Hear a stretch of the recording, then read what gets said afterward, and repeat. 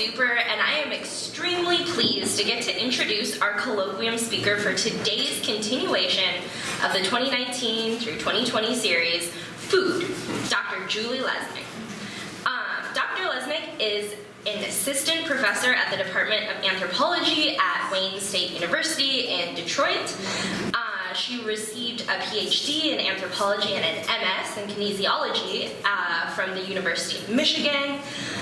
She was the recipient of the American Fellowship from the American Association of University Women in 2015 through 16, and is a 2018-2019 Fellow of the Leshner Leadership Institute for Public Engagement with Science of the American Association for the Advancement of Science. That's a mouthful.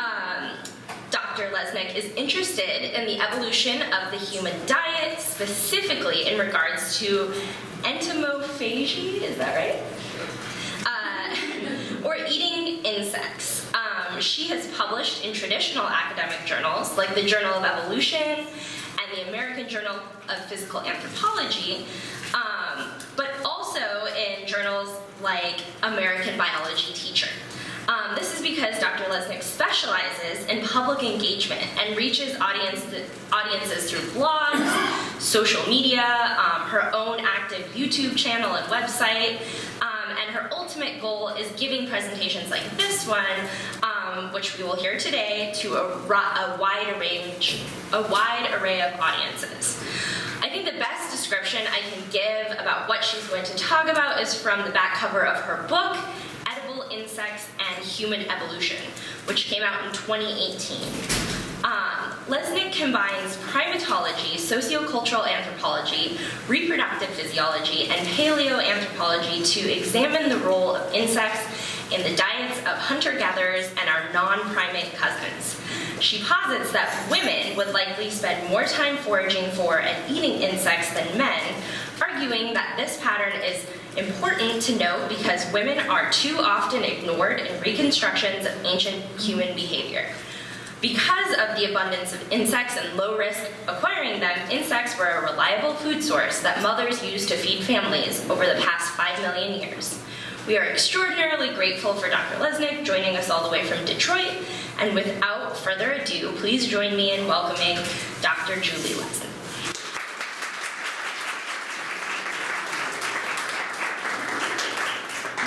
Thank you so much for having me here today. And I noticed in my slide I don't have my affiliation. Like normally I have them from Wayne State, and I always note that that's Detroit because most people don't know. Like forget that. So I'm very proud of being from Wayne State in Detroit. So I want to note that. I love my city. I love my department. I love my students. So I really feel bad that I put it on the front slide. Anyways, I'm excited to talk to you today about my research and to just kind of give you an outline of where this talk is going to go. Basically, insects right now have been in the news a lot, and it's a lot because of the potential that they have to be sustainable food for the future as we look to feed the billions of people on this planet. And so we're going to start there, but then I kind of want to just go through how I even started edible insects, because I've been doing this for a while, and so that then when this became a topic about food sustainability, I had a breadth of knowledge that I was ready to apply to this current, discussion that we're having about food sustainability and food security. But in doing my work, the question that really became important to me was who was eating these insects in the past. Trying to really reconstruct what society looked like and understanding the dynamics of who chose to eat what and how people fed themselves and their families. And then lastly, I want to kind of end on a perception of what we're doing here. What are global patterns of insect eating today, and why are we really not eating bugs here in the United States? So in 2013, the United Nations Food and Agriculture Organization published a report, like 200 pages, dedicated to detailing why insects are a sustainable food source. And this got a lot of attention. So this is a quote from the Associated Press, right, that made it across many different news outlets, saying that eating insects could solve world hunger, malnutrition, pollution, right? It's kind of a tall order for eating a bug. But the exciting thing is the data's there, suggesting that this could be a real possibility. And so what I first want to start is sort of the nutritional aspects of it, because what most people don't realize with insects is that they are an animal food. And so as omnivores, we know the benefits that you get from eating animal-based foods. Now, yes, we have the ability to be vegetarians and vegans, but a lot of that is us being able to do that in our society through enriched foods, right? We get a lot more nutrients in the grains that we eat today than anybody would have if they were just naturally foraging or raising those through basic agricultural practices. So when we look at insects as an actual food item, they really compare well to other traditionally raised livestock. People are very curious about how much protein do they offer. And yes, if you look, that's the first bar in this bar graph, and yes, it's a little lower than cows and pigs and chickens. But truthfully, as a society, we overeat our protein. Like, we do not need as much protein as we tend to eat in our American diets. So insects offer us a significant contribution. But then depending on the insect you're eating, you also get a range of micronutrients, some that may not be well represented in other livestock. So here, calcium, for instance, is really high in crickets. But actually, back to that protein, because it's an animal-based protein, what you're getting is the complete set of essential amino acids. And that's what makes animal protein so special and unique. Because when you're a vegan, vegans worry about their protein intake, but really what they're worried about is making sure you have all of those essential amino acids, because as soon as you're missing one, the rest of the amino acids can't really do their job in building your body and maintaining all your systems. So we get the same quality protein from insects as you do other traditionally raised livestock. But the biggest thing about it is the amount of resources that go into producing this as a food source. And so here's an infographic that's showing you the amount of land that is needed to produce a kilogram of edible mass from all of these livestock. And so to produce a kilogram of edible mass for beef, it requires 200 square meters of arable land. Land that's farmable land, right? That's useful for all different sorts of agriculture. And so we need 200 square meters of that for cows. Yet, and it scales down. All animals that we use as livestock, as you get smaller and smaller, it gets more efficient. The kind of input versus output is more efficient the smaller you get. So when you get down to the scale of crickets, you're looking at a very small amount of land that's needed. Here it's estimated as 15 square meters for that same kilogram of edible mass from those crickets. And the beauty of crickets is that ethically, so one of the biggest issues, a lot of people have about eating traditionally raised livestock is the ethical conditions that we put them in. When you're getting factory-raised animals, they're kept in tight, close spaces, are concentrated feeding operations, the capos. And so cows are not happy when they're all crammed together, but crickets naturally like dark, cramped spaces. So it makes it a little bit more ethical when you're thinking about the animals and their lives and what they're giving to us to be food for us. The other benefit of this is that crickets can be farmed vertically. There's a kind of a pretty well-known, it's the size of like a Rubbermaid container that you would use to store clothes for the winter. About that size is about the right space for crickets to make sure that they're not overcrowded, because similarly, if they're overcrowded, they're going to underproduce. So we need to have the right amount of space. But then those containers can be stacked vertically. And you can start using abandoned warehouses in old Rust Belt cities to be able to convert them to cricket farms and have more locally sourced livestock and protein sources for people living in that area. But the most notable of these statistics is the amount of water. So when we're thinking about feeding those cows, we're not only giving the cows the water they need to drink, but all of the water that goes into the corn and the other resources that we then use to feed those cows that ultimately are going to give us that same kilogram of edible mass. When we scale that down to crickets, we're looking at 400 liters to produce that for crickets, while we're looking at upwards of 2,500 liters to do that for cows. And so when we're thinking about resources going into a sustainable future, fresh water is clearly one of the most important. And so crickets get their water from the food we feed them, and they require such little food, they are really a great potential for the future. And so a lot of research has been, since this 2013 report, a lot of research has been coming out about the benefits of insects. And these are just two recent studies that I wanted to show you, just briefly mention. In 2018, a clinical trial was done feeding people a cricket powder-based diet, and then a control group of not having the cricket powder, and noticing that the cricket powder diet actually actually contributes to the growth of probiotics in the gut. So it contributes to gut health.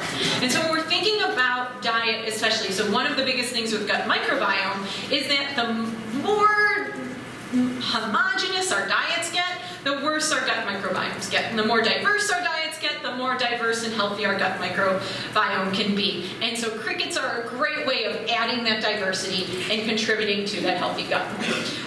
Similarly, another study that actually was just published recently is looking at termites. I'm part of this study, and basically I'm thinking, I'm like, okay, so termites digest wood, right? And so we're thinking about the ability for people to digest fiber and actually be able to extract nutrients from something, as opposed to fiber. Fiber has its own importance of being able to pass things through our system, but like being able to digest it efficiently, being able to maybe extract some nutrients from it, maybe getting some of that gut microbiome contributions from insects that have that in their guts already is a possibility. So we were able to document that termites do have these bacteria. We need to continue going further and seeing if humans eat that, how that affects our gut biome. But we're seeing a lot of really cool, so like applying really cutting edge research on how dietary studies are going today and applying it to insects as a food source. But going back to that UN report, the thing is there's a lot we don't know. There's a lot of future research that needs to be done. And so yeah, we have these advances, but there's a lot of basic things we still don't quite understand. One is that we don't really understand the nutritional contributions of insects. One of the biggest things is they're highly variable, right? They are very diverse. So depending on which bug you eat, you're gonna get different nutritional contributions. We have a lot of studies on crickets, but what about people the world over that are eating thousands of different insects? So we need a better understanding of that. We need to understand these claims about environmental sustainability. The truth is we haven't had large-scale farms running long enough to be able to see what sort of effects they have on the environment. We have an idea because there have been farms for raising insects for pet food, right? So you see crickets in pet stores, mealworms, the silkworm industry. So we do have some examples, so these numbers aren't completely made up, but we definitely need better understanding. One of the major ones that was clarifying socioeconomic benefits, right? If this is going to solve world hunger, crickets can't be $50 a pound to buy on the internet right now. And so that's about what we're facing right now. So like, are they going to help people who are, undernourished here in the United States? No, not right now. But there is potential to farm your own. If kind of like backyard chickens, right? If you can control your own protein intake, if you can farm your own little cricket farm, then you have control and you have the source of protein for yourself and your family. So there's probably more potential in that direction than these large commercial farms, and definitely discussions we need to be having more. And then lastly is the legal framework. Right now, the FDA has regulations on how many bug parts you can accidentally eat, and no recommendations on if you're choosing to eat insects as a food. And so this is because things like your peanut butter, sorry to ruin peanut butter for you for 1 minute, but you'll be over in a second, is that peanut butter is like, think about the, mass producing these giant vats of peanut butter. Well, if a bug falls in it, you might do your best to remove that bug, but there's gonna be a leg or a wing or something that gets in there. So you either say to the peanut butter producers, you gotta throw out that whole vat of peanut butter, or that leg and wing probably aren't gonna hurt people, so we're gonna make an allowable amount of insect parts acceptable in food. So all of your processed food has some bugs in it. And so the good thing there is we actually have been eating bugs this whole time. And so with that though, because part of the issue is worrying about how we're going to be able to digest it. Novel foods, food allergies are so huge, and there is the issue of food allergies, and you do need to be careful. But most of us have been ingesting the chitin. That's the worrisome part. That part of insects that we generally, if you were eating its cousin, a shrimp or a lobster, you just tear it off and you don't eat the chitin. But we have been getting it in our diet, so it should actually be easier for us to adopt it because it isn't a complete stun to our system. However, the regulations for these farmers, for the people trying to make the food, is not there and makes it difficult to get and keeps those prices high for the time being. But thinking about this in terms of my research, it's really that sort of the kind of the nutritional value, and not necessarily just the numbers of protein and micronutrients that I showed you, but sort of the role of insects in a diet. Where does it fit? And the truth is that insects is not this new idea, like it's in the media, like it's this brand new idea. thought about it. But the truth is that this has been a valuable resource for our ancestors for millions of years. And so where I actually started with this research is from paleoanthropology. And these bone tools from South Africa, they're about 1.7 million years old, and they're clearly digging implements. Actually, they're about this size. Like if I was to say how big this tool is, it's pretty much like holding this, or a Sharpie marker is usually what I say. And they're clearly digging implements because on one end they're very worn and polished, and there's like 100 of them. So it's unlikely that like 100 bone fragments were all sticking in the river in just the right way to get this wear and polish. So it's thought to be anthropogenic. These were used by these hominins at this site for something. And so the original discussion of it in the 70s, 80s was that they were probably used to dig for tubers. But then in 2001, Lucinda Backwell and Francesco D'Erico did their own experiments with their own bone tools and dug for tubers, stripped bark off of trees, processed fruit, and dug into termite mounds. And what they found was the microscopic wear patterns preserved on the artifacts best matched the experimental tools used to dig into the termite mounds. So this made termites all of a sudden a food source that was being talked about for hominins. And I was actually starting grad school roughly around this time, and I started thinking about it. I was like, well, termites, like, because that's what the literature would say. It was like hominids ate termites, and I'm like, I'm gonna look a little into termites. Termites are incredibly diverse. That's the thing is, anthropologists, we don't understand bugs, right? So it's just like a very quick look into entomological literature, and you realize that in sub-Saharan Africa alone, there are 85 different genera of termites. And so with each species, they have their own ecosystem, they're going to have their own food resources, their own digestive systems, they're going to use those nutrients differently in their bodies, and it's going to be a different food source for us. So this became my area of interest the most, was trying to understand how termites as food works and which termites these hominids were likely eating. Because not only is it the genus level and the species level, but then they're a caste system. And so you have the termites that are reproductive, and you have the termites that are the soldiers. Well, they store nutrients differently. The reproductive termites have more fat in them, while the soldiers have more protein in them. And so it really depends on which termites you're eating if you're gonna say anything about its dietary contribution. And so this all really started, though, this idea that these tools could have been used for, digging into termites comes from what we know about chimpanzees. So this is Maya. She's in the Republic of Congo. She came up with a big stick. I'm going to show you that again. Let's see. Right? She walks up with this huge stick, and she uses this to perforate open one of the termite holes that are already there. They're exit holes. They need to leave the mound to go forage. And then after it's open, she grabs the second tool that's in her mouth, the more classic fishing tool, and threads it in. And so, for the most part, we've been thinking about chimpanzees using tools, but it wasn't until the research of Cricket Sands and her colleagues at the Gulugo site in the Republic of Congo that we really started understanding a tool set. And then so thinking about these bone tools as a possible tool set, what it does is it allows for more intensification of the resource. Anytime you kind of increase your technology, you're able to extract more from the environment. And so this could be digging into the mound with that bone tool. So maybe you perforate, maybe you thread in a piece of grass, or maybe you dig a hole in the top of the termite mound. Because what we see in people who forage for insects and termites in South Africa today is the use of a rudimentary broom, right? So instead of one single blade of grass like we see the chimps use, they grab a bunch of them. And they dig a big hole in the top, and they drop that whole broom of grass in there, and it increases the surface area, and now you get a bunch of termites out of that mound with one dip. So much that you end up with like that much termites out of a single day's foraging. You boil them with a little bit of salt, they taste just like popcorn. And so it's really just a simple tool, nothing beyond what the Australopithecines were capable of doing, and you can increase the yield of this incredibly nutrient-dense resource. And so one question I would get though, so I'm trying, I'm painting these pictures, and people are like, but how do you know there were termites back at 1.7 million years ago? And I used to point to research that said that, the molecular phylogeny of these insects show that termites have actually, the genus that chimpanzees very selectively eat and that people prefer as well, actually radiated in the end of the Miocene.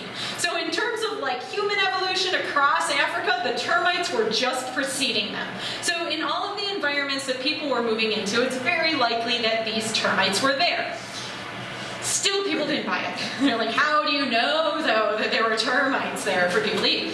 Well, luckily, in 2014, excavations at Olduvai, so at the site of PTK, which is the Zinj layer. So at Olduvai, we have the Zinj layer, level 22, and it's basically how you find sites at Olduvai. Because Olduvai is this giant canyon, and you can trace that layer all the way across, and we know that that's the layer that has all the famous occupation sites. And so PTK is another exposure of level 22. And right on that level is this feature on the left. And so I was lucky enough to have been sent photos of it as soon as they found it and said, do you think this is a termite mound? And I'm like, it looks like a termite mound, but the thing is I'm very cautious in doing research. Like, I'm not just going to post that picture and be like, termites, roll about it. And so I was very, very skeptical, and I made sure that I had to convince myself that these are actually termites in order to say anything. Because the cool thing is by being on a hominid occupation layer, we have tools, we have everything at the same site. This is where hominids were hanging out. So if there's a termite mound there, they're likely choosing to hang out near a termite mound, which we know is a very bountiful food resource. So looking at the soil, so what we did is collect soil samples of the feature, but then I went around and collected soil samples from a bunch of different sites across Africa of different termite genera. And what we were able to do by looking at the biomarkers, by the hydrocarbons, so basically the Zinj layer is so preserved, right? There's a tuff of ash that beautifully preserves everything, that the organic material in this 1.8 million year old termite mound is still there. And there's certain lipids especially that are robust and don't break down. And so looking at those patterns, we could actually compare living termites and understand their pattern of these biomarkers. Then the next thing we had to do was see if the termite pattern shows up in the soil of those living termite nests, so contemporary nests. Because the thing is how I came about the idea was thinking, okay, these termites are going through these tunnels all the time. It's basically sand. They're exfoliating themselves constantly, right? Or especially with something like the Zinj mound, they all catastrophically died under a volcanic ash. So there's got to be dead termites mixed up in the soil. So we had to show that we could tell the termite signature in the soil at first, and then once we could, we had to determine if we could see that signature in the fossil.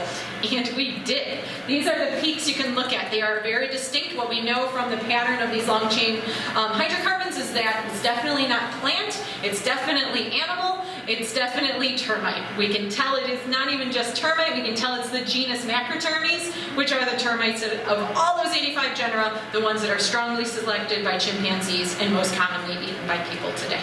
So we now have evidence that the termites were right there where the hominids were. Don't really necessarily have the evidence that termites actually made it into the hominids' mouths, but this is as close as we're going to be able to get in a paleoanthropology record.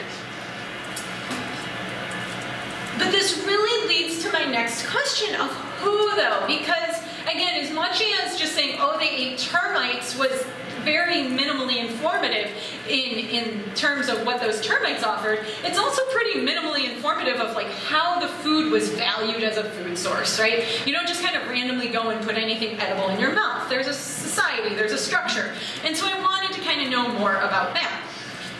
Well, the thing is it's not as easy to kind of understand how people eat insects in their diets as you think it should be. The best quote I found about this is from Bodenheimer's 1951 book. So Bodenheimer's Insects as Human Food is like the tome of edible insects. If you want to know if people eat a bug, you look it up in Bodenheimer's book. And what he notes in the preface is that the factual material on this subject is so enormously scattered in journals on books of travel, ethnology, geography, medicine, zoology, etc., yet it's almost impossible task to gather it all and put it in this book. And what I was noticing is, yes, it's hard for him to read it all and gather. It's even harder if you're trying to say anything standardized about comparing one site to another, because you're dealing with a bunch of different disciplines that have their own theoretical frameworks, and they're naming maybe the bug by the local name, right? They're not necessarily identifying it taxonomically, and they tend to lump them all together instead of telling you what different bugs. So it's really actually hard to do a systematic reading of this literature and come up with much of anything. However, that's what I did, and I tried. And the best I could find, so with every available instance, because the truth is it's grossly underreported, but in every available instance, what I found in foraging populations is that it was a resource used by women. And this makes sense from what we understand about the division of labor. Women tend to go after resources with low acquisition failure, right? Less risky resources. Now, that doesn't separate as like men hunt, women gather, but the food resources, whether animal or plant, the less risky ones, the women tend to go after. And it's because they have to worry about their kids, right? They often have a kid in tow with them as they're going out. So you're not going to chase down an angry large animal with a toddler at your side. So women tend to go after these resources because their success is critical for the success of their offspring. And so it was a very clear pattern, and not surprising, that doesn't surprise anybody, but people haven't really talked about it in that way. But the thing I was really then putting together that was really interesting to me is that what we know about chimpanzees is that it's the females that are the expert tool users. Now, the literature has always posited this much more in like the technological advances, which is pretty cool that we actually are like, yeah, the females, they can do the technology. But really what we were missing is the food that technology gets them.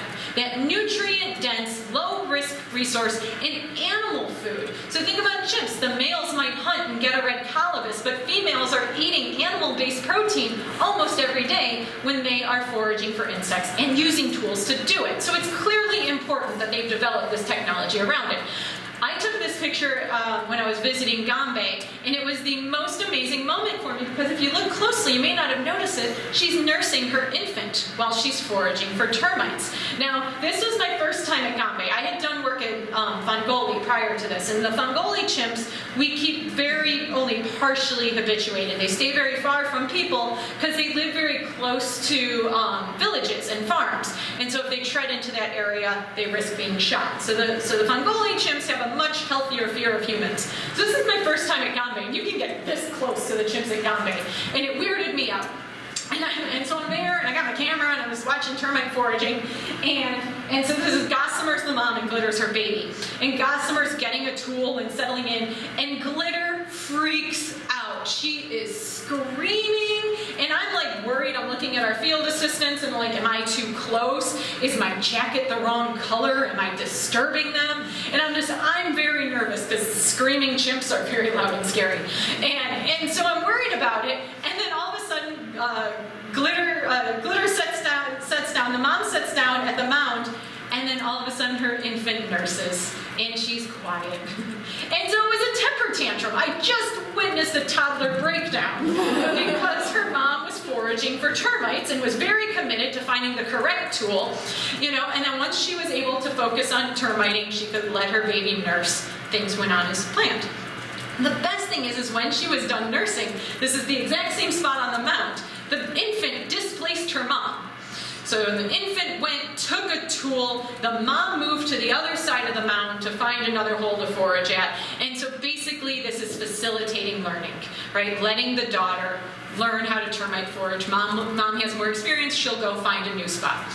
And so this is very well known at Gombe, that it's a very matrilineally descended behavior. The boys, some of the mama's boys that hang close to mom forage for termites, but for the most part, we see it's a very female behavior. And so I started realizing, okay, female foragers do more foraging and eating, female chimps do more foraging and eating. What about the rest of the primates? And again, it's it's a topic that's very understudied. We don't know as much about it. Unless you're specifically looking for insect foraging as your research topic, it's very rarely documented. But in the cases that I could determine male versus female sex biases in insect consumption, it was always the females eating more, and across the entire primate order. So very common in apes, known for orangutans, also visible in gorillas. We see it in Old World monkeys like mangabeys, and then we see it in New World monkeys like capuchins and spider monkeys. And so anytime I could find evidence to where I could detail sex differences, females were always eating insects more than their male counterparts. And so then in reconstructing past diets and thinking about the society and wondering what these Australopithecines were doing, I was like, okay, the Australopithecines are likely going after social insects. Social insects like termites and ants. A huge payoff. A short time at that mound and you get a day's worth of protein from sitting there. And so in reconstructing this, it's like, okay, they're probably going after social insects, but it's probably the female Australopithecines that are doing it. And so kind of taking a note from Bodenheimer with the preface of his book where you get to lay out some disclaimers, I put in the preface of my book that I was going to do my best to contribute to a feminist perspective to paleoanthropology, because the female perspective has long been overlooked. And really where this came to me, where I'm, besides thinking, yes, it's the females eating the resource more, when we're thinking about reconstructing the evolution of the human diet, what were they eating? It's ridiculous, but we have a really we're not very good at recognizing that if you're thinking about what food sources you need for our species to be here today, you need to understand what the women are eating, because their nutritional requirements go up so much when they are pregnant or lactating. And when they're in a natural environment, they are pregnant or lactating most of their adult lives. And so I always point this out with protein. For humans today, we always think of men needing more protein than women. You're about 8% bigger than women. There's a bit of sexual dimorphism. Most of that is in muscle mass. Muscle mass needs more protein, but when a woman is pregnant or lactating, her protein needs exceed that of a man's. And so when we're thinking about these resources, how we got the nutrients we needed to survive, to reproduce, which is the definition of why we study evolution, we should really be considering the nutritional needs of women and their offspring in those models. So continuing then, I really focused on Australopithecines, but then I was like, well, how hard is this to keep going through human evolution? So like, what's Homo erectus doing? What does the insect portion of the Homo erectus diet look like? And so for this, I could start seeing how people today eat insects differently than chimpanzees. And basically, we don't only eat social insects. The most common insects eaten by people around the world are actually beetle larvae. So these are palm weevil larvae on the right, and then grasshoppers or locusts. And these, for the most part, are only found either solitary, right? You're able to grab one grasshopper at a time. The beetle larvae are freshly hatched and been developing for a while. And so you get kind of like a bunch of them, and you can go to a bunch of different places and get, and come home with a large amount of these resources. But it takes going to multiple sources and collecting. And so in thinking about evolution and thinking about Homo erectus and how women would have been able to use this very nutrient-dense, predictable resource to feed their families, a basket, right? All you need is a basket. And the thing is, this isn't novel. If you look at kind of the more feminist literature of the 1970s, 80s, Woman the Gatherer, we're talking about how this simple invention really changed almost everything. And instead, we tend to focus on the butchering that we see in the archaeological record, because we do. I mean, it's amazing. You get a butcher site after butcher site, and then you publish it. And then our literature is just all butcher sites. And very few people are talking about the things that are invisible in the archaeological record, which in a lot of ways makes women invisible in the archaeological record. So then just kind of moving up to Neanderthals for the last on this little march of progress here. Neanderthals probably didn't eat many bugs, right? They're up in glaciated Europe. At best, it might have been a summer seasonal resource, give them a reprieve from hunting. But the reason why I really want to bring up Neanderthals is to introduce the global patterns we see today. Because in thinking about Neanderthals and whether or not they ate bugs, it's really an environmental thing. Insects are a tropical resource, and it's pretty well known. And so, being in latitudes kind of where we are today, we have harsh seasons. We have winters where insects really aren't available. So similarly, Neanderthals probably didn't take advantage of those bugs. And so this idea that, Europe was really under ice until 18,000 years ago, if we're thinking about our insect consumption, it's really kind of important to remember what this environmental history of our, direct ancestors in these regions looked like. And so when we look at globally insect consumption, like I said, it's a tropical resource. This map shows a number of insect species consumed per country. So the darker the country, the more insect species that are consumed there. And so you can see that they all kind of hover more around the equator. And yes, we make it onto the map. We're colored in there. But for the most part, the dark countries really are falling much more in those tropical regions. And looking at that map really just looks like the latitudinal diversity gradient, which is an ecological phenomenon that says species richness is greater at the equator and decreases as you leave the equator.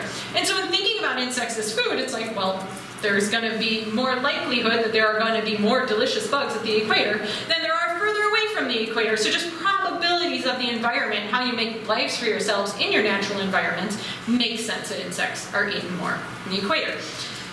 But the big question, the question of why don't we eat insects in what I would say, quote unquote, Western culture? It's a big question. Why don't we eat bugs here? Why don't we eat bugs in Western culture? Well, the responses in the literature tended to be two things. One, that it was because of agriculture, right? Once we developed agriculture, then insects became a pest, and then we started hating them as pests, and we put all this effort into the agriculture, so we eat the agriculture food instead of going out foraging. And so basically, once we became agricultural, we stopped eating bugs. So that's the number one. The other thing is the fallback food idea. Like, if you're starving, you eat bugs. But other than that, there are better foods to be had. Now, this made very little sense to me, right? These have been the answers that have been in the literature going through, and I go, isn't most of the world agricultural today? Right? There are billions of people that eat insects, and I can guarantee they also eat rice, right? So this idea that agriculture is why we lost insects didn't make sense. And the other aspect of it is eating the insects is wonderful pest control. Most people, like some of the most common, the areas where insect eating is consumed the most are people that have kind of small family farms. They farm enough to feed themselves and they take the extra to market.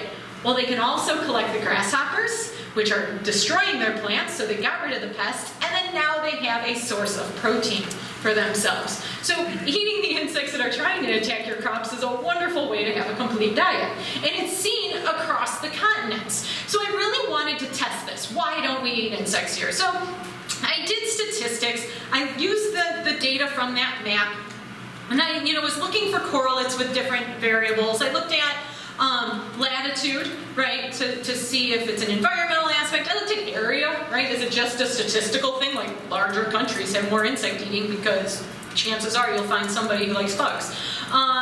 Looked at percentage of arable land in order to test this agricultural hypothesis. So if you're using more land for agriculture, then you should see less insect eating if that agriculture hypothesis holds. Population, is it just a population density thing? As your populations grow, are you just outstripping your resources and have no choice but to eat bugs?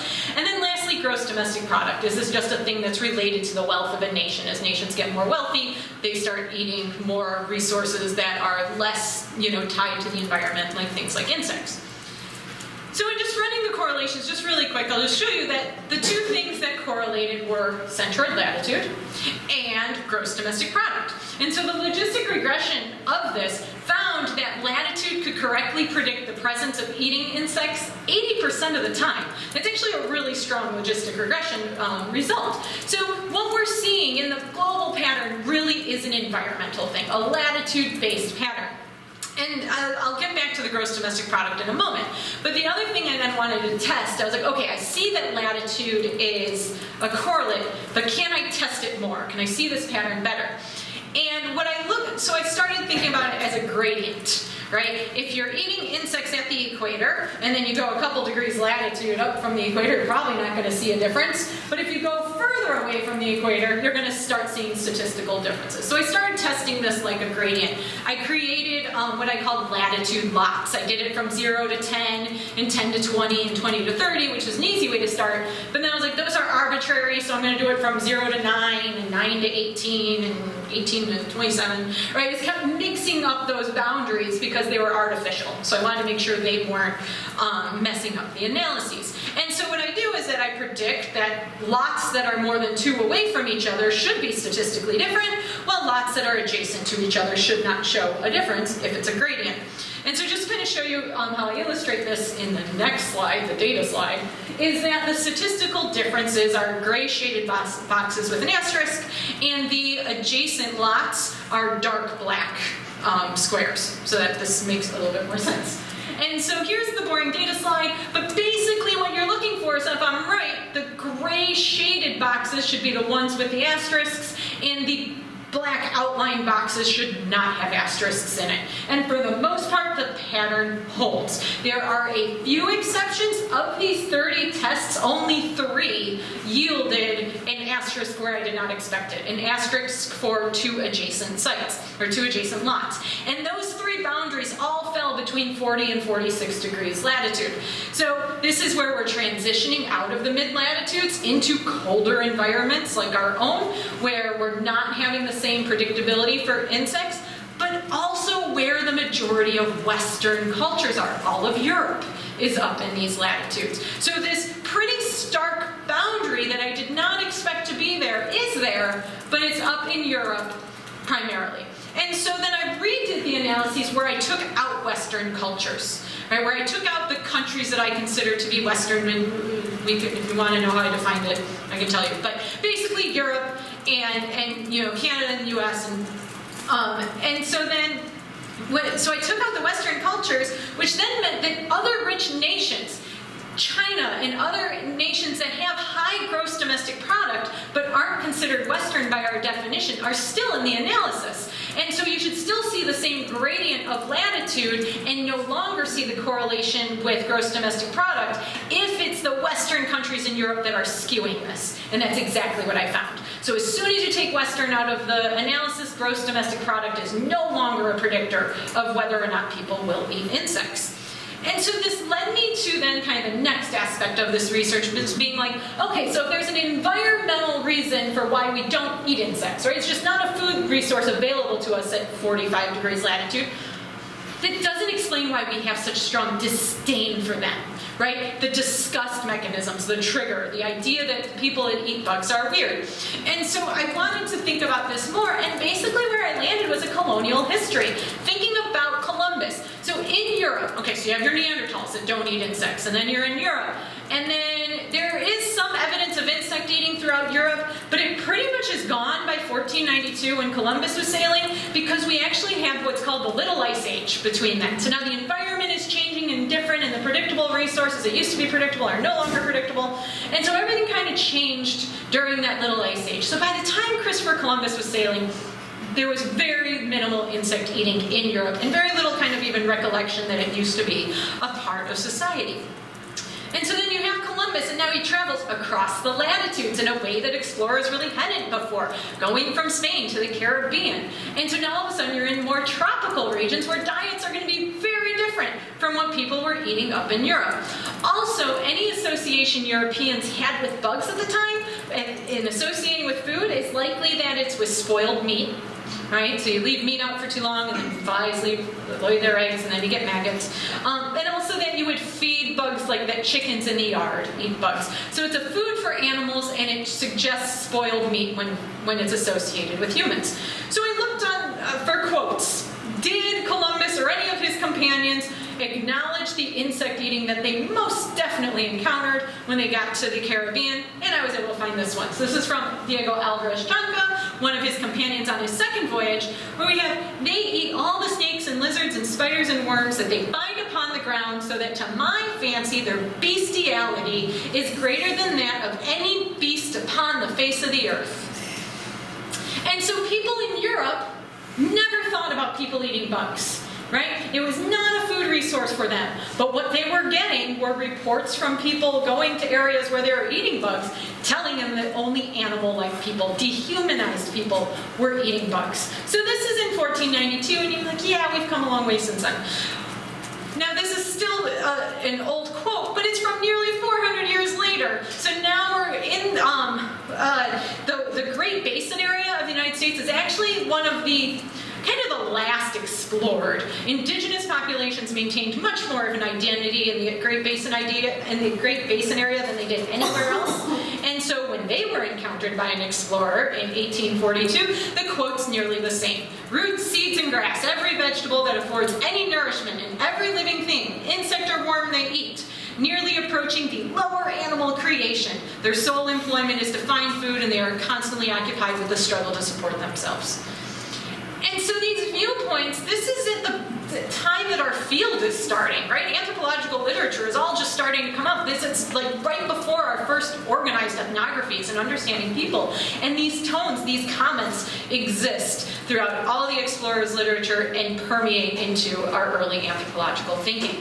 And so it's really like in thinking about how people are dehumanized, especially the people that Columbus encountered that ultimately were enslaved, the easiest way to exert power over people and convince everybody else to is to paint them as not human.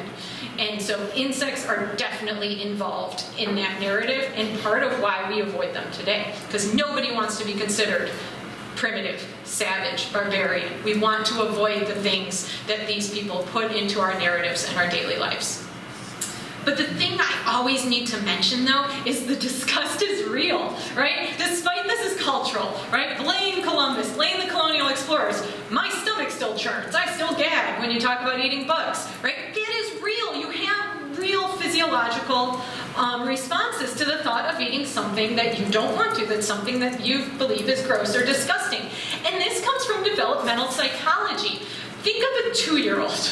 If you have a 2-year-old or a 3-year-old niece, nephew, cousin, kid, whatever, they will put anything in their mouths, right? They'll play in the garbage, they'll play in the toilet, and it's our reactions are, oh no, that's disgusting, right? It's like, right? And that big reaction makes those kids go, oh, it's pretty gross. And then it's programmed in us where it's like toilets are gross, right? It has its utility, it's important. You don't want them playing with things that can carry disease. Well, the thing is we do that with bugs too. Think of a kid bringing a bug inside. And oh my God, think about that kid wanting to put that bug in its mouth, right? Parents are gonna freak out and tell them it's disgusting. And that gets programmed in this critical period of brain development where all of these patterns are being set up. Developmental, irreversible patterns being developed in these developing brains. We are telling them that bugs are as gross as toilets and trash cans because of our reactions. So, what I say is, I don't care if you eat a bug, right? This is my job, and it took me forever to get over these discussions. I'm an incredibly picky eater, right? But the thing we can do is avoid passing that on to the younger generations. Kid comes in with a dirty bug, and you don't want them to put it in their mouth, but you can be like, oh, you want to eat bugs? There's a local cricket farm. Let's try some of their bugs, right? Because yes, eating that bug from the garden, not a good idea. You don't know where that bug's been, but there are bugs that we can eat that are safe and healthy, and we should encourage that exploration in our children because it's their generation that's going to need to solve these food sustainability and security issues. We're setting them up with a tool if we give them the ability to see bugs as a food and not something gross. And so similarly, in the preface of my book, it was very important to me to contribute to a decolonized anthropology, to read these reports of anthropologists or explorers and take away that bias that comes from their perspective and think about those what was supposedly a struggle for existence, that they must have been starving. No, they were eating the resources that are available to them in their environments, and that was their life and their culture.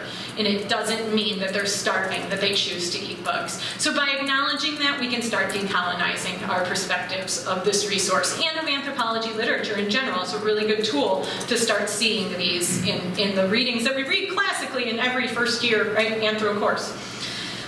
The last thing I just want to leave you with, as I added this here to my outline slide, is just some ponderings about the future. Because this Western perspective has been really important to me in kind of untangling what we know about edible insects. And so one of the big issues is defining Western, right? That was something I had to do in doing these analyses. If I'm removing Western countries, I have to make decisions. But a lot of my work is in South Africa, and although I've not worked specifically in Mexico, I have a lot of colleagues that work in Mexico, and it's another area of insect eating I'm very familiar with. And what I noticed here is that in these countries, rural life is very different from life in the major cities. So Johannesburg is very globally connected, and the food and restaurants and the people that live in the cities eat food very similarly to how I do here. But then you go into the rural areas and everything's different. Food is sold in markets. You don't have the large supermarket chains. Things are still being traded and sold in local marketplaces. And it's in these rural places that I was noticing, again, this pattern of women. Women in Mexico collect the grasshoppers from those farms, from their milpas, and they collect those and they take it to market. And that's a, kind of considered a woman's household chore with everything else. And then in South Africa, women are collecting the termites and mopani worms and selling them at the marketplace for a supplemental income in addition to whatever the man of the house is bringing in. And so again, we're seeing the same pattern of it's women in a small economy in these places where, to me, Western culture and the rural, local, indigenous cultures are kind of butting heads. Because is South Africa westernized? Depends on where you are. Is it a Western country? Depends on where you're looking. And so we have dichotomies within singular countries. But this is very different when I leave these areas that are never considered Western, right? Because Mexico and South Africa both kind of trend on that line of if you call them a Western or not. But if you go to Thailand, right? Oh, so the selling in the marketplaces looks identical, like it's practically identical if I'm in South Africa or in Mexico. It looks the same. But if I go to Thailand or Cambodia, the insect consumption there is incredibly popular, that people want. There's a great demand for insects. So what we see, instead of these tiny little marketplaces, what we're seeing are truck beds full of grasshoppers. That men organizing these networks to create a business of collecting this resource to take across the border where the grasshopper demand is so high. So all of a sudden there's an industry for men in these areas that don't have the same sort of negative biases towards insects. But in the places where you have a globalized, center that's very westernized, it's falling on women as household chores in order to eat those insects. So can the women ever scale up their insect business to this in those areas? I don't know, right? But it's something that's really interesting to me. And so the dream would be have a network of people. And that's the hardest thing. Insects have been so understudied and so not systematically recorded that if it's just everybody who ever had any insect eating in their field site, doesn't matter what you're studying, but if insects are part of their diet, just some systematic recording. Who eats it? The men or women? Who's in charge of collecting it? Men or women? Who goes and makes money? Men or women? That data across the world would illuminate this resource and help us understand how to scale it up in a way to start creating that food source that could be really important in food sustainability and security for our future. So just a quick conclusion slides. Basically, that with edible insects, we have the ability to integrate anthropology in a way because it's been ignored. So I get to kind of be like a 1900s anthropologist and re-explore all these same basic questions that we thought were answered, right? But just by doing it from edible insects, it integrates anthropology in a way that's really rewarding and a great learning and teaching tool as well. And especially thinking about growing economies, understanding how women may not have the same opportunities as men, even though they're the ones in charge of insect eating and foraging around the world, is something we need to consider as we start positing that this resource is going to be getting more and more important. So thank you so much for your time. It's just a list of the resources and all the work that I've done on this topic, and I'm happy to take questions. Thank you.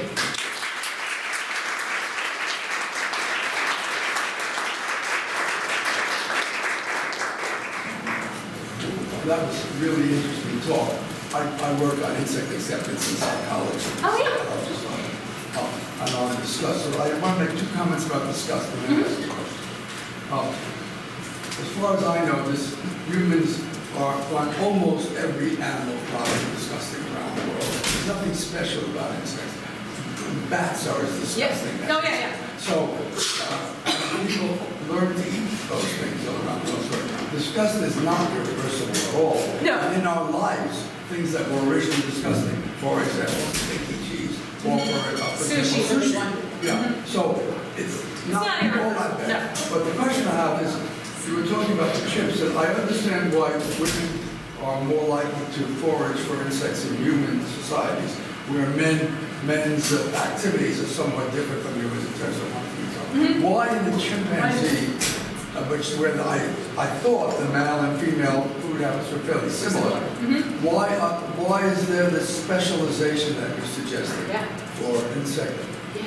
So I'm going to address your first. So the comment was, a lot of animal-based foods are disgusting around the world, and yes, it is possible to overcome our disgust. Now, I have.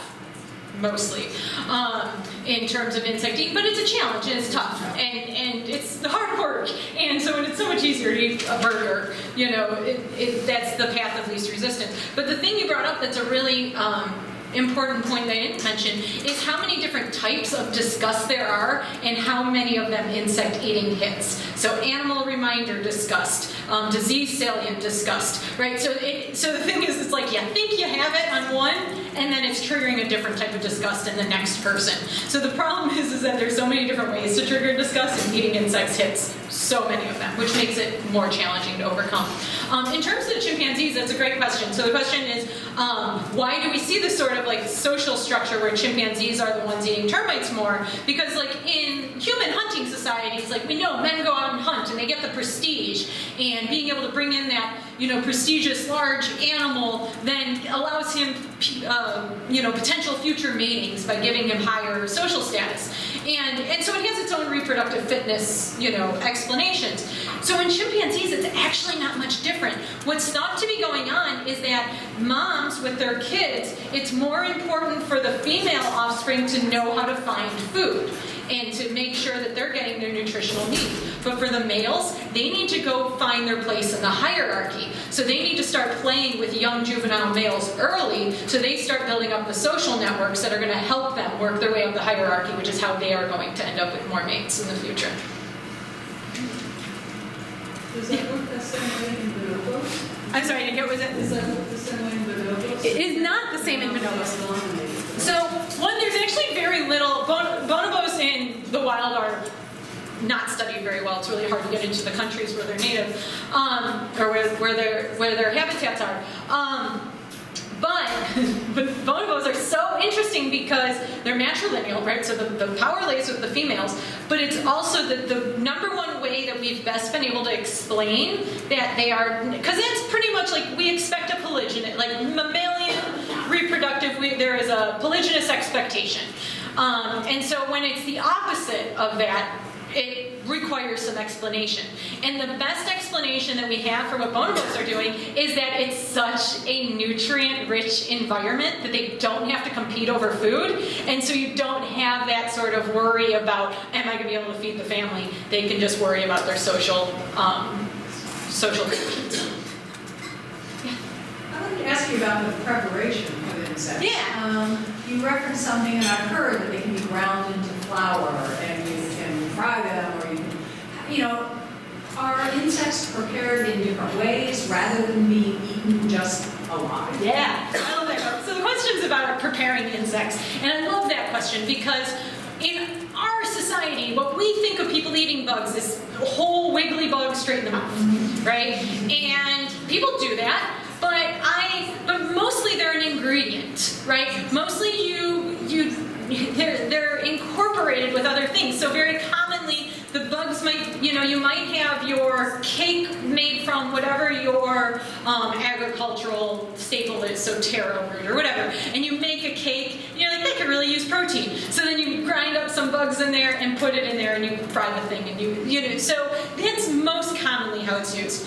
But I always think about, if you're cooking, right, and you're cooking, and carrots are what comes in my mind. You're cooking, you're cutting up your carrots, and you're going to throw it in, then you're going to eat some, and it's sort of, if it's something you love, it's good in its raw form too.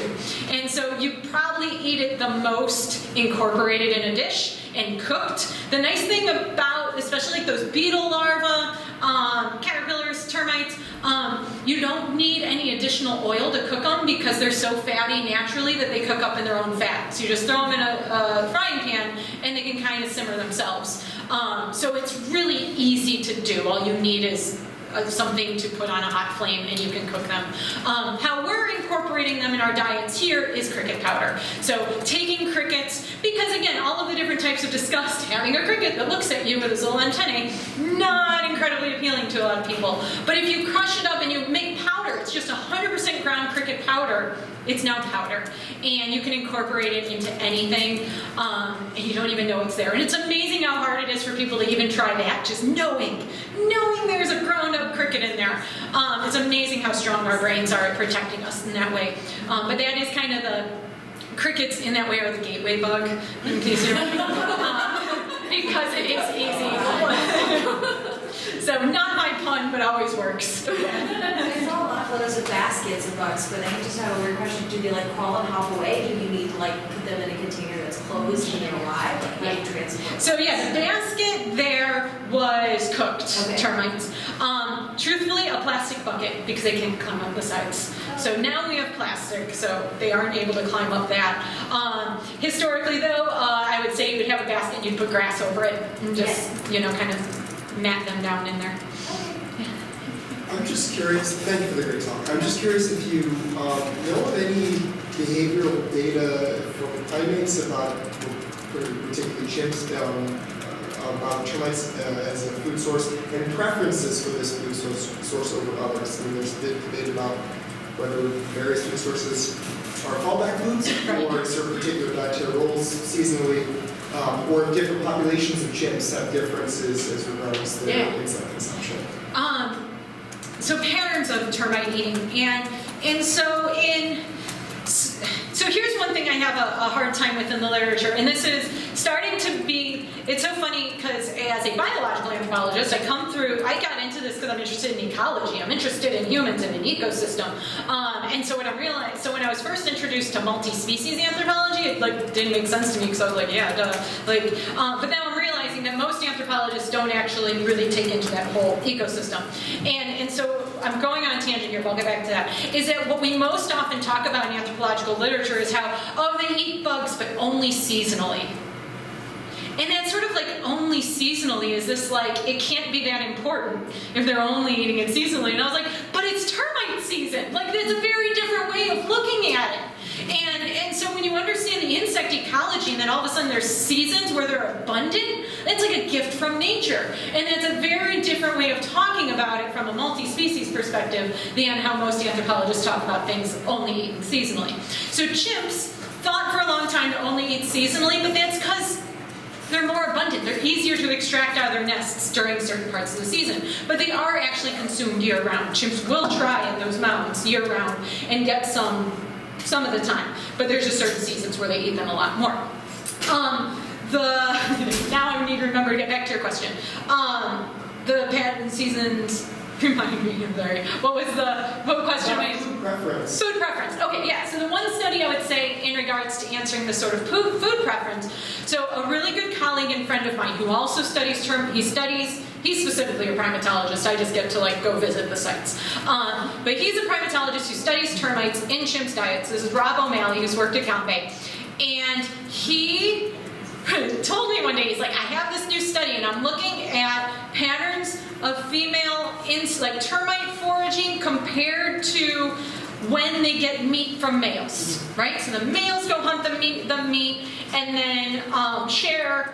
And so then it's like, do reproductive females get meat more often?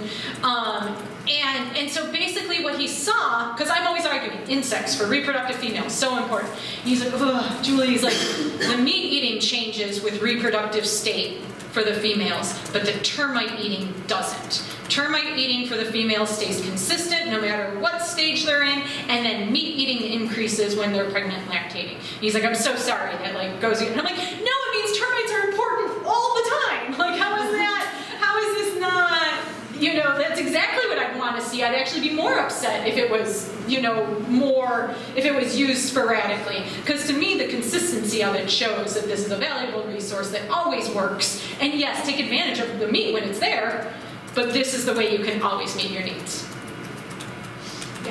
I'm curious how your study of like the latitude changing, how does that hold up in Eastern North America with like explorer accounts as you move up? Well, not just Eastern, but all of North America. So the question is about how the latitude study holds up, and the truth is the latitude study is all based on country-based data, so it has its limitations. But, so ideally where I would really want, if I could pick one country to study it, I'd study it in China. Because China is this huge country on the map, and it looks like it takes up these huge latitudes. But the insect eating's mostly in the southern provinces. If you're up in Beijing, there's really not much insect eating, unless you're a tourist. So that's my tip. If you're somewhere and they're selling bugs to eat to tourists, they're not their best bugs, right? You want to go find the mom who cooks them for her family. Those are the bugs you want to eat. They're selling those to you so that you can take a picture of eating a scorpion, right? So you see that in Beijing, but like bug eating isn't common up in the northern part of China. In North America, here in the United States, it's so hard, but the biggest thing, so I've spent a lot of time thinking about this. In the insect eating that you'd predict for, indigenous populations here in North America, what we know is it's very common in the Great Basin, and there's lots of documentation of that. And the reason why is because they got to live left alone until Mormons came. And so by the time they were being, pushed out of their land, there was more resistance, and there was more identity and pride in their culture, and they had, tribes band together and just really identify with their indigenous identities and push back against the colonial, marginalization. So we know the most about them. But prior to that, everybody else, we don't have a record. And I think it's for a couple of reasons. One, when you mention it, you get the negative reaction, so then you stop mentioning it. So we just don't have the informants telling people that, oh yeah, bugs, we eat them all the time, because of those negative reactions. So we're not seeing that same protection for identity in other cultures like we do in the Great Basin. But the biggest thing is that in thinking about the environment, the best environment, it's surprising sort of in the Great Basin, that's not the environment that I would have predicted insects would be the most abundant in. I would think the southeast, right? When we're getting to Georgia, Florida, we're getting into the subtropical areas. We're getting into the environments that are rich in insects for most of the year. That's the 5 tribes that were relocated through what we now know as the Trail of Tears, west of the Mississippi, onto reservations, entirely different environments. And so we don't have a good record of what they were doing prior to relocation, except for the Cherokee that managed to buy their own land in North Carolina, and they still celebrate insects as food through festivals. So yeah, we have a terrible understanding of the pattern because the actual indigenous, where they lived and built their cultures, we've moved them off that land. One thing that's puzzled me reading through this literature is insects are easy to farm. There are many societies that love insects, especially say Mexico, where I know something about it. They're seasonal, and they have domesticated animals, they farm, and they don't farm insects. So the question I have is, do you have any sense of why so few groups, in northern Thailand there are some in Laos, but why so many groups eat insects seasonally, but it doesn't occur to them To farm them. and they're so easy to farm? Yeah, I don't really have a great answer to that. So why are we not seeing more farming of insects? The truth is they're not all easy to farm. So where we do see it are the grasshoppers in Laos, Cambodia. We do see farms. So crickets and grasshoppers are really easy to farm, but the #1 consumed insect are those beetle larvae, and those are semi-cultivated. So with palm weevil larvae, the beetles lay their eggs in fallen palm matter. So if you're going out and you're collecting palm fronds or palm hearts or anything that you're going to eat or build or use with, if you leave the part of the branch that you don't use on the ground, if you show up, I think it's 2 months later, you know that a beetle laid its eggs and you get those larvae. So the beetle larvae are semi-cultivated, and it's really hard to cultivate that. It's easier to just let the beetles do their thing. It's harder to capture the beetles and make them reproduce in an artificial environment. Similarly, termites are also very commonly consumed, but the architecture of their mounds, we can't really, like, we know we've done it with bees, so you could think you could do it with termites, and you could, but I actually really caution people not to, because termites are large methane producers. And so if we started scaling up cultivation of termites, we're not doing any better than what we're doing with cows. So they're not all easy, but the ones that are the most common are semi-cultivated, so people do have control of the offerings. But of course, there are backyard, the hive. Yes. A couple of things where you can grow, get mealworms and other beetles easily in your backyard. Yes. So I'm just curious, so I don't know if you know anything about Thailand and Cambodia, I don't, but you have places that farm insects there, and then the next village eats them but doesn't farm them. Right. So the question is, why not? Why didn't that spread? Because it's really easy to do. Yeah, and I think it's just, the basic perspective of if it's not broken, don't fix it. So if you're able to go out to your patch of land and where your crops are growing and collect the insects as pest control, like, you don't need to farm them. So I think that's probably the number one. The people that are farming them are selling them. The people that are doing it for themselves are taking care of their land. Yeah, so I have a question a little bit about some of your work in public engagement and how you frame some of this when you talk, when you speak publicly.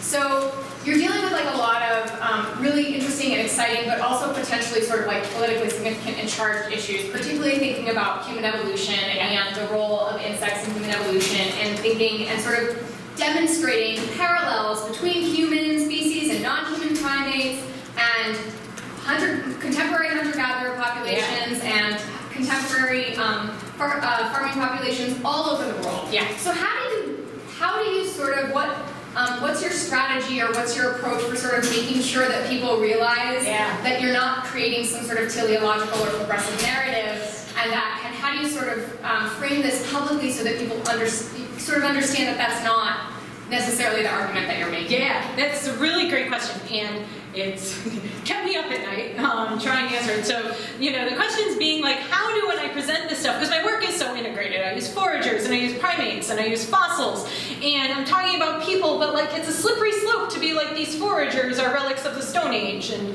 like and I do need to be very careful. And so usually that's usually the first thing I do, is that relics of the Stone Age. It's one of my favorite phrases I read somewhere. I'm like, is that like studying foraging populations, they are not time capsules. They are not relics of the Stone Age. What they are people that have made lives for themselves in environments that we can actually learn from.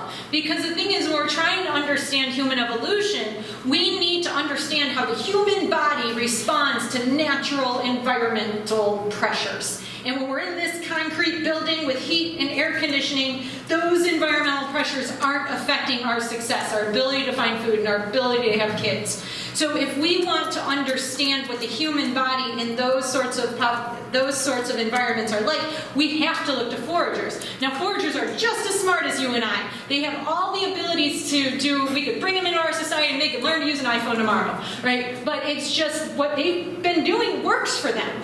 Right? And instead of developing capitalism, they've decided to just live in an environment for themselves, more at one with nature. And so that's a decision they've made as smart human beings, but they give us the ability to understand how the environment puts different pressures on them. So that's usually what I say. Yeah. Just a very general question.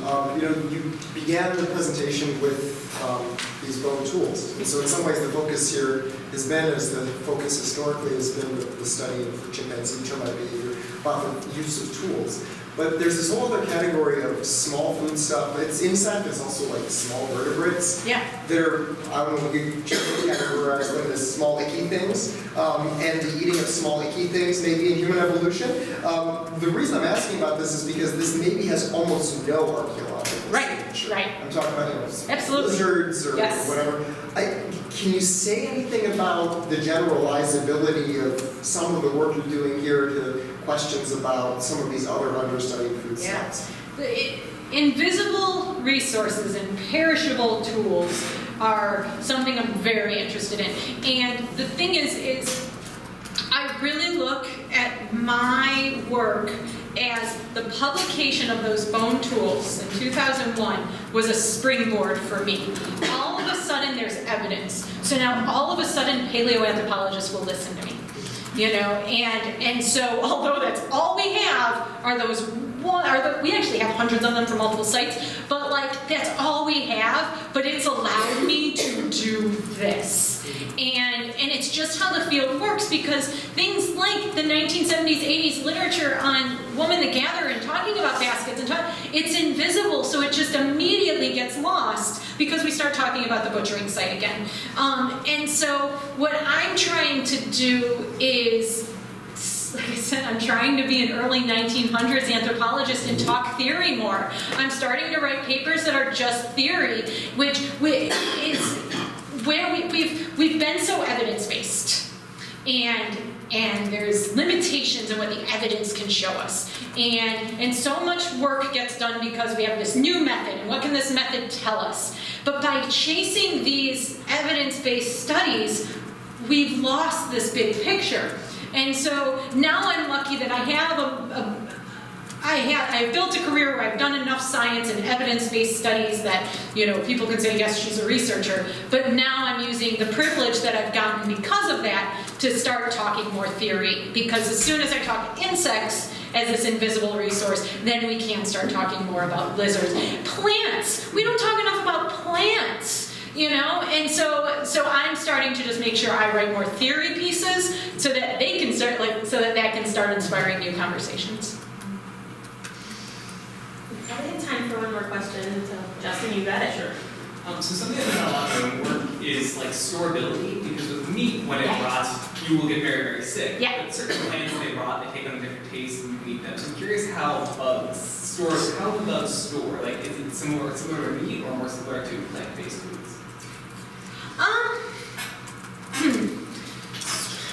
So, I mean, I don't, truthfully, one of the biggest things is with the, you know, in foraging populations, which is where I try to root most of my research, the nice thing is that they're really not storing resources much. That's part of kind of the definition of the foragers. However, they dry. You know, you dry them in the sun and then it buys you some time. So I think it's very similar to meat in that you need some preservation technique, whether it's salting, drying, something, in order to preserve it.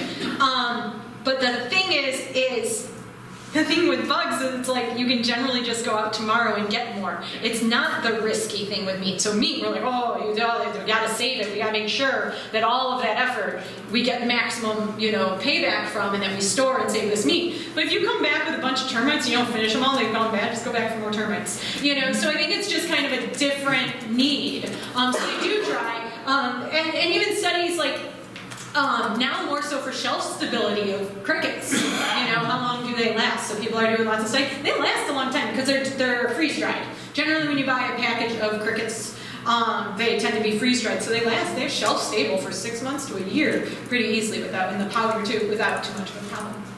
So there's somewhere in between. Thank you so much. Yeah, thank you.